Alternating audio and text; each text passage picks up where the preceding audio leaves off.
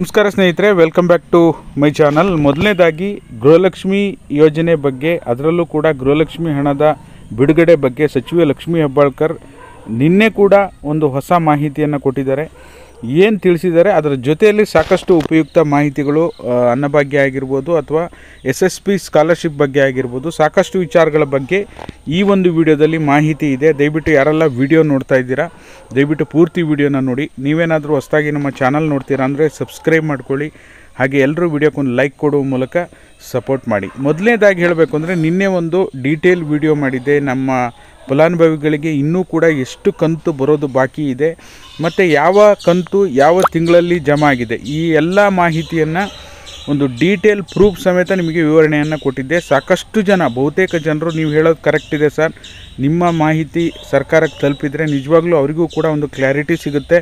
ಜನವರಿಯಿಂದ ಈ ಕಡೆ 5 ಕಂತುಗಳು ಹೇಗೆ ಜಮಾ ಆಗಿದೆ ಅನ್ನೋದ್ರ ಬಗ್ಗೆ ಕಂಪ್ಲೀಟ್ ಇನ್ಫಾರ್ಮೇಷನ್ ತಿಳಿಸ್ಕೊಟ್ಟಿದ್ದೀರಾ ಅಂತ ಸಾಕಷ್ಟು ಜನ ಕಮೆಂಟ್ ಮಾಡಿದ್ರಿ. ನಿಮ್ಮೆಲ್ಲರಿಗೂ ಕೂಡ ಧನ್ಯವಾದಗಳು. ಅದರಲ್ಲಿ ಕೆಲವೊಂದು ಕಮೆಂಟ್ಗಳು ಇದೆಲ್ಲರಿಗೂ ಗೊತ್ತಿದೆ, ಹಾಗೆ ಹೀಗೆ ನಿಮ್ಮ TRPಗೋಸ್ಕರ ಮಾಡ್ತಾಯಿದ್ದೀರಾ. ನಮ್ಮ TRPಗೋಸ್ಕರ ಮಾಡೋದಾದರೆ ನಾವು ಇಷ್ಟು ಡೀಟೇಲಾಗಿ ಹೇಳೋಂಥ ಅವಶ್ಯಕತೆ ಇಲ್ಲ. ಪ್ರತಿದಿನ ಬಂದು 22, 21, 22ನೇ ಕಂತು ಬೆಳಗ್ಗೆ 10 ಗಂಟೆಗೆ ಈ 15 ಜಿಲ್ಲೆಗೆ, 10 ಜಿಲ್ಲೆಗೆ, 8 ಜಿಲ್ಲೆಗೆ ಅಂಥೇಳಿ ವಿಡಿಯೋ ಮಾಡ್ಬೋದಾಗಿತ್ತು. ಇದುವರೆಗೂ ಸಹ ನಾವು ಅದು ಯಾವುದೇ ರೀತಿ ಆ ರೀತಿಯ ವಿಡಿಯೋಗಳನ್ನು, ಫೇಕ್ ಇನ್ಫಾರ್ಮೇಷನ್ಗಳನ್ನು ಕೊಡ್ತಾ ಇಲ್ಲ. ಓಕೆನಾ? ನಮ್ಮ ಒಂದು ಏನಾದರೂ ಒಂದು ಹೊಸತನ ಇರಬೇಕು, ಏನಾದರೂ ಒಂದು ಕ್ಲಾರಿಟಿ ಕೊಡುವಂಥ ಕೆಲಸ ಮಾಡಬೇಕು ಅಂತ ಹೇಳಿ, ಆಮೇಲೆ ಜನರಿಗೂ ಕೂಡ ಬಾಕಿ ಕಂತು ಬಂದಿಲ್ಲ ಅಂಥೇಳಿ ಕಾತರದಿಂದ ಕಾಯ್ತಾ ಇದ್ದಾರೆ.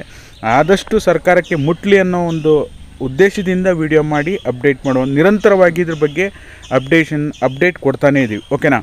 ಮೊದಲನೇದಾಗೀಗ ಸಚಿವೆ ಲಕ್ಷ್ಮೀ ಹೆಬ್ಬಾಳ್ಕರ್ ಮೇಡಮ್ ಏನು ಹೇಳಿದ್ದಾರೆ ಅನ್ನೋದ್ರ ಬಗ್ಗೆ ಹೇಳಿಬಿಡ್ತೀನಿ.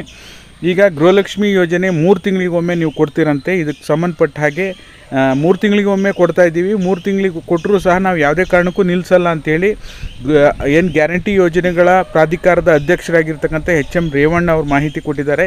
ನೀವು 3 ತಿಂಗಳಿಗೆ ಒಂದು ಸರಿನೇ ಕೊಡೋದಾ ಅಂತ ಮಾಧ್ಯಮದವರು ಪ್ರಶ್ನೆ ಮಾಡ್ತಾರೆ.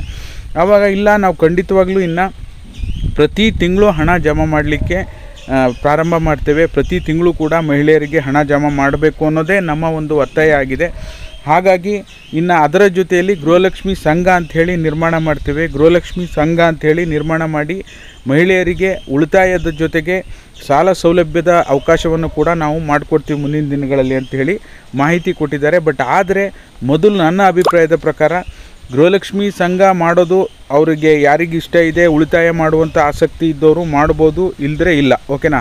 ಬಟ್ ಆದರೆ ಅದಕ್ಕಿಂತ ಮೊದಲು ಪ್ರತಿ ತಿಂಗಳು ಕರೆಕ್ಟಾಗಿ ಒಂದು ದಿನಾಂಕವನ್ನು ನಿಗದಿಪಡಿಸಿ ದಿನಾಂಕಕ್ಕೆ ಸರಿಯಾಗಿ ಗೃಹಲಕ್ಷ್ಮಿ ಹಣವನ್ನು ಬಿಡುಗಡೆ ಮಾಡಿದ್ರೆ ಮಾತ್ರ ಗೃಹಲಕ್ಷ್ಮಿ ಸಂಘ ಆಗಲಿ, ಯಾವುದೇ ಒಂದು ಕಮಿಟ್ಮೆಂಟ್ ಆಗಲಿ, ಯಾವುದೇ ಒಂದು ಸೇವಿಂಗ್ಸ್ ಆಗಲಿ ಮಾಡಲಿಕ್ಕೆ ಸಾಧ್ಯ ಆಗುತ್ತೆ. ಈ ಮಧ್ಯ 3 ತಿಂಗಳು ಗ್ಯಾಪ್ ಆದರೆ ಖಂಡಿತವಾಗ್ಲೂ ಯಾವುದೇ ಸಂಘಕ್ಕೆ ಹಣ ಕಟ್ಟಲಿಕ್ಕೆ ಮಹಿಳೆಯರಿಗೆ ಗ್ಯಾರಂಟಿಯಾಗಿ ತೊಂದರೆ ಆಗುತ್ತೆ. ಹಾಗಾಗಿ ಮೊದಲು ಸರ್ಕಾರ ಹಣ ಬಿಡುಗಡೆ ಮಾಡಬೇಕು. ಬಾಕಿ ಕಂತುಗಳನ್ನು ಬಿಡುಗಡೆ ಮಾಡಿದ್ರೆ ಮಾತ್ರ ಎಲ್ಲವೂ ಕೂಡ ಸಾಧ್ಯತೆ ಆಗುತ್ತೆ ಅಂತ ಹೇಳ್ಬೋದು. ಓಕೆನಾ? ಇನ್ನು ಅದರ ಜೊತೆಯಲ್ಲಿ ರಾಜ್ಯದಾದ್ಯಂತ ಅನ್ನಭಾಗ್ಯ ಯೋಜನೆಯಡಿ ಅಕ್ಕಿ ಸಾಗಾಣಿಕೆ ಆಗಿಲ್ಲ, ಲಾರಿ ಮಾಲೀಕರ ಮುಷ್ಕರದಿಂದ ಅಂಥೇಳಿ ಲಾರಿ ಮಾಲೀಕರು ನಮಗೆ ಬಾಕಿ ವೆಚ್ಚವನ್ನು ಕೊಡದೇ ಇದ್ದರೆ ಅಕ್ಕಿ ಸಾಗಾಣಿಕೆಯನ್ನು ಮಾಡೋದಿಲ್ಲ ಅಂಥೇಳಿ ಕಳೆದ ವಾರ ಏನು ಮಾಹಿತಿ ಕೊಟ್ಟಿದ್ದರು, ಅದಕ್ಕೆ ಸಂಬಂಧಪಟ್ಟ ಹಾಗೆ ನಾನು ಕೂಡ ವಿಡಿಯೋ ಮಾಡಿ ತಿಳಿಸಿದ್ದೆ. ಆ ವಿಷಯಕ್ಕೆ ಸಂಬಂಧಪಟ್ಟಾಗಿ ಈಗ ಆಲ್ರೆಡಿ ಎಲ್ಲ ಡಿಪೋಗೂ ಸಹ ಅಕ್ಕಿ ಸಾಗಾಣಿಕೆ ಆಗಿದೆ. ಸರ್ಕಾರನೂ ಕೂಡ ಲಾರಿ ಮಾಲೀಕರ ಜೊತೆಗೆ ಸ್ಪಂದನೆಯನ್ನು ನೀಡಿರೋದ್ರಿಂದ ಯಾವುದೇ ರೀತಿ ಸಮಸ್ಯೆ ಇಲ್ಲ. ಖಂಡಿತವಾಗ್ಲೂ ನಿಮ್ಮ ಊರುಗಳಲ್ಲಿ ಅಥವಾ ನಿಮ್ಮ ನ್ಯಾಯಬೆಲೆ ಅಂಗಡಿಗಳಲ್ಲಿ ಅಕ್ಕಿ ಬರೋದ್ರಿಂದ ಅಕ್ಕಿ ಖಂಡಿತವಾಗ್ಲೂ ಬರುತ್ತೆ, ಯಾವುದೇ ರೀತಿ ಸಮಸ್ಯೆ ಇಲ್ಲ. ಓಕೆನಾ? ಇನ್ನು ವಿದ್ಯಾರ್ಥಿಗಳಿಗೆ ಹೇಳಬೇಕು ಅಂದರೆ 1ನೇ ತರಗತಿಯಿಂದ SSLCವರೆಗೂ ಯಾರು ವಿದ್ಯಾಭ್ಯಾಸ ಮಾಡ್ತಾ ಇದ್ದಾರೆ, 1ನೇ ತರಗತಿಯಿಂದ SSLC ಅಂದರೆ ಪ್ರೀ ಮ್ಯಾಟ್ರಿಕ್ ವಿದ್ಯಾರ್ಥಿಗಳು ವಿದ್ಯಾರ್ಥಿ ವೇತನಕ್ಕಾಗಿ ಅರ್ಜಿಯನ್ನು ಸಲ್ಲಿಸ್ಬೋದಾಗಿರುತ್ತೆ. ನಿಮ್ಮ ಹತ್ತಿರದ ಯಾವುದೇ ಸೈಬರ್ ಸೆಂಟ್ರಿಗೆ ಹೋಗಿ ನೀವು ಅರ್ಜಿಯನ್ನು ಸಲ್ಲಿಸ್ಬೋದು, ಅಥವಾ ಶಾಲೆಯಲ್ಲೇ ಕೊಟ್ಟು ಸಹ ನೀವು ಅರ್ಜಿಯನ್ನು ಸಲ್ಲಿಸ್ಬೋದಾಗಿರುತ್ತೆ.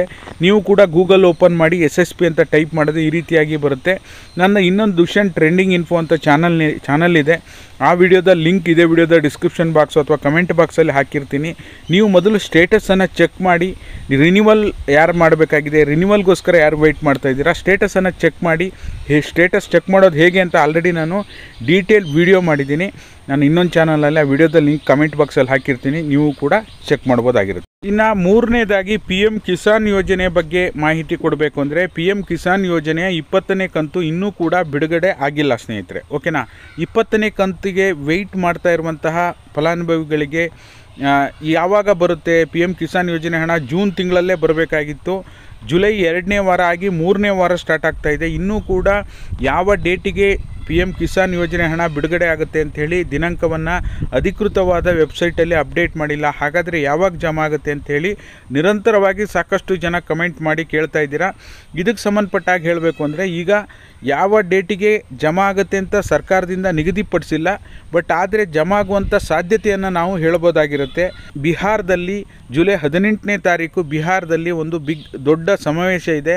ಆ ಸಮಾವೇಶದಲ್ಲಿ PM ಕಿಸಾನ್ ಯೋಜನೆ ಯಾವುದೇ ಕಂತುಗಳು ಬಿಡುಗಡೆ ಆಗುವ ಸಂದರ್ಭದಲ್ಲೂ ಸಹ ಪ್ರಧಾನಿ ನರೇಂದ್ರ ಮೋದಿಯವರು ಇದಕ್ಕೆ ಸಂಬಂಧಪಟ್ಟ ಹಾಗೆ ಯಾವುದೇ ಕಂತನ್ನು ಬಿಡುಗಡೆ ಮಾಡೋದಕ್ಕೂ ಮೊದಲು ಅದನ್ನು ಸಮಾವೇಶದಲ್ಲೇ ಲಾಂಚ್ ಮಾಡುವ ಮೂಲಕ ರಿಮೋಟನ್ನು ಪ್ರೆಸ್ ಮಾಡುವ ಮೂಲಕ ಮಾಡುವಂಥದ್ದು ಇದರ ಮಾಮೂಲಿ ಪ್ರಕ್ರಿಯೆ ಆಗಿದ್ದು, ಹಾಗಾಗಿ PM ಕಿಸಾನ್ ಯೋಜನೆ 20ನೇ ಕಂತಿನ ಹಣವನ್ನು 18ನೇ ತಾರೀಕು ಜುಲೈ ಮಾಡುವಂಥ ಸಾಧ್ಯತೆ ಇದೆ, ಬಿಡುಗಡೆ ಮಾಡುವಂಥ ಸಾಧ್ಯತೆ ಇದೆ.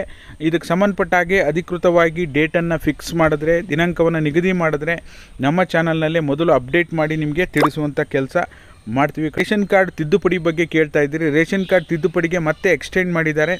ಜುಲೈ 31ರವರೆಗೂ ಸಹ ರೇಷನ್ ಕಾರ್ಡ್ ತಿದ್ದುಪಡಿ ಮಾಡಲಿಕ್ಕೆ ಅವಕಾಶವನ್ನು ಮಾಡಿಕೊಟ್ಟಿದ್ದಾರೆ. ನಿಮ್ಮ ಹತ್ತಿರದ ಗ್ರಾಮ 1, ಬೆಂಗಳೂರು 1, ಕರ್ನಾಟಕ 1 ಯಾವುದೇ ನಾಗರಿಕ ಸೇವಾ ಕೇಂದ್ರಕ್ಕೆ ಹೋಗಿ ನಿಮ್ಮ ರೇಷನ್ ಕಾರ್ಡ್ಗೆ ಹೆಸರನ್ನು ಸೇರಿಸೋದಾಗಿರ್ಬೋದು, ಡಿಲೀಟ್ ಮಾಡೋದಾಗಿರ್ಬೋದು ನೀವು ಮಾಡ್ಬೋದಾಗಿರುತ್ತೆ.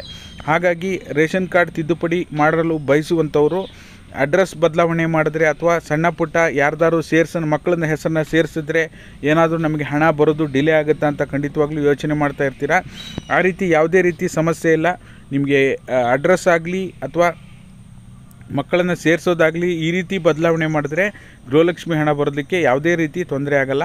ಆಮೇಲೆ SSP ಸ್ಕಾಲರ್ಶಿಪ್ಪಿಗೆ ಸಂಬಂಧಪಟ್ಟ ಹಾಗೆ ವಿದ್ಯಾರ್ಥಿಗಳಿಗೆ ಇನ್ನೊಂದು ಮುಖ್ಯವಾದ ಮಾಹಿತಿ ಏನಪ್ಪ ಅಂದರೆ, ನಿಮಗೆ SSP ಸ್ಕಾಲರ್ಶಿಪ್ ಹಣ ಬರಬೇಕು ಅಂದರೆ ನೀವು ರಿಜಿಸ್ಟ್ರೇಷನ್ ಮಾಡ್ತಾ ಇದ್ದೀರಾ ಅಂದರೆ ಕಡ್ಡಾಯವಾಗಿ ನಿಮ್ಮ ಬ್ಯಾಂಕಿಗೆ ಆಧಾರ್ ಲಿಂಕ್ ಆಗಿರಬೇಕು. ಆಧಾರ್ ಲಿಂಕ್ ಅನ್ನೋದಕ್ಕಿಂತ ಆಧಾರ್ ಸೀಡಿಂಗ್ ಆಗಿರಬೇಕು. ಓಕೆನಾ, ಆಧಾರ್ ಸೀಡಿಂಗ್ ಅಂದರೆ ಈಗ ಗೃಹಲಕ್ಷ್ಮಿ ಅನ್ನಭಾಗ್ಯ ಹಣ ನಿಮ್ಗೆ ಯಾವ ರೀತಿಯಾಗಿ ನಿಮ್ಮ ಖಾತೆಗೆ ನೇರವಾಗಿ DBT ಮುಖಾಂತರ ಜಮಾ ಆಗ್ತಾಯಿತ್ತು, ಅದೇ ರೀತಿ ಜಮಾ ಆಗುವಂಥದ್ದು ಸ್ಕಾಲರ್ಶಿಪ್ ಹಣ ಕೂಡ. ಹಾಗಾಗಿ ಕಡ್ಡಾಯವಾಗಿ ವಿದ್ಯಾರ್ಥಿಗಳು ನಿಮ್ಮ ಒಂದು SSP ಸ್ಕಾಲರ್ಶಿಪ್ ಹಣ ಅರ್ಜಿ ಹಾಕೋದಕ್ಕಿಂತ ಮೊದಲು ನೀವು ಯಾವುದೇ ಸೈಬರ್ ಸೆಂಟರ್ಗೆ ಹೋಗೋದಕ್ಕಿಂತ ಮೊದಲು ನಿಮ್ಮ ಬ್ಯಾಂಕಿಗೆ ಹೋಗಿ ನಿಮ್ಮ ಆಧಾರ್ ಕಾರ್ಡ್ ಮತ್ತು ಪಾಸ್ಬುಕ್ಕನ್ನು ತೆಗೆದುಕೊಂಡು ಹೋಗಿ ನಿಮ್ಮ ಬ್ಯಾಂಕ್ ಅಕೌಂಟಿಗೆ ಆಧಾರ್ ಕಾರ್ಡನ್ನು ಲಿಂಕ್ ಮಾಡಿಸಿ ಆಮೇಲೆ SSP ಸ್ಕಾಲರ್ಶಿಪ್ಗೆ ಅಪ್ಲೈ ಮಾಡಿ. ಹಾಗಾಗಿ ಈ ಕ್ಷಣದ ಮಾಹಿತಿ ಏನಿದೆ ಅದನ್ನು ತಿಳಿಸುವಂಥ ಕೆಲಸ ಮಾಡಿದ್ದೀನಿ. ದಯವಿಟ್ಟು ನೆಗೆಟಿವ್ ಕಮೆಂಟ್ ಹಾಕಬೇಡಿ, ನಿಮ್ಮಿಷ್ಟ, ಅದು ನಾನೇನು ಹೇಳೋಕ್ಕಾಗಲ್ಲ. ನಮ್ಮ ಪ್ರಯತ್ನ ನಿರಂತರವಾಗಿರುತ್ತೆ. ಜನರಿಗೆ ಕರೆಕ್ಟಾಗಿ ಸರ್ಕಾರದಿಂದ ಹಣ ಬಿಡುಗಡೆ ಆಗೋವರೆಗೂ ಸಹ ಏನಿದೆ ಮಾಹಿತಿಯನ್ನು ತಿಳಿಸುವಂಥ ಕೆಲಸ ಮಾಡ್ತೀವಿ. ನಮ್ಮ ರೆಗ್ಯುಲರ್ ವ್ಯೂವರ್ಸಿಗೆ ಎಲ್ರಿಗೂ ಸಹ ಗೊತ್ತಿರುತ್ತೆ. ಹಾಗಾಗಿ ವಿಡಿಯೋ ಇಷ್ಟ ಆದರೆ ಲೈಕ್ ಮಾಡಿ, ಶೇರ್ ಮಾಡಿ, ಸಬ್ಸ್ಕ್ರೈಬ್ ಮಾಡಿ. ವಿಡಿಯೋ ನೋಡಿದ್ದಕ್ಕಾಗಿ ಎಲ್ರಿಗೂ ಕೂಡ ಧನ್ಯವಾದಗಳು. Thank you all. Thank you so much for watching.